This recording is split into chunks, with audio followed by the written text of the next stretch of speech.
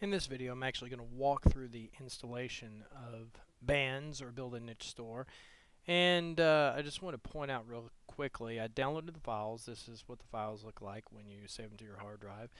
There's an installation manual and a user manual, both of which are very valuable. And if you've used any kind of scripts like this in the past, you might not even need the installation manual because it's pretty simple to use. But it's a pretty complex installation manual. I'm calling it up right now. You can see it's very detailed. It has 21 pages. So yeah, pretty detailed. I went through it, but I don't even feel like I really had to. The user manual itself is pretty complex as well. Actually, it's a lot longer than the installation. So, this is a good long book. I don't think you actually need to use all the features involved. But I'm sure there's a lot that's covered in there that you may not even need at all. Okay, so here I am back at my FTP program. By the way, for my host program, I use HostGator, and for my FTP client, I actually use FileZilla. Of course, this is all personal preference, and there are many things, many options that work here. The first thing that the instructional manual tells you to do is upload the files for the country that you want your store to operate from. So I want to do a US store. So and you can see on this side over here that I actually already have files in here. This is from a past WordPress installation that I've used. So I'll just overwrite these. And let's go ahead and highlight these, and let's upload them. And I'm actually going to a domain. It's compareallcomputers.com, and that's going to be the new home for my computer store, my eBay partner computer store. Alright, so I'm uploading at this time, and I'll just pause it for a second until I'm done.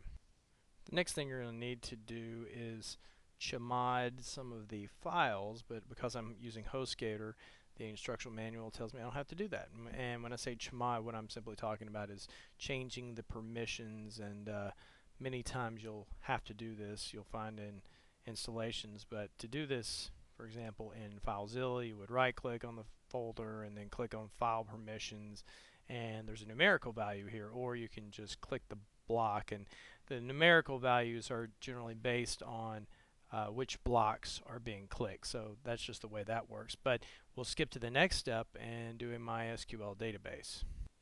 Actually, we'll just do a quick check just to make sure my chmodding is okay.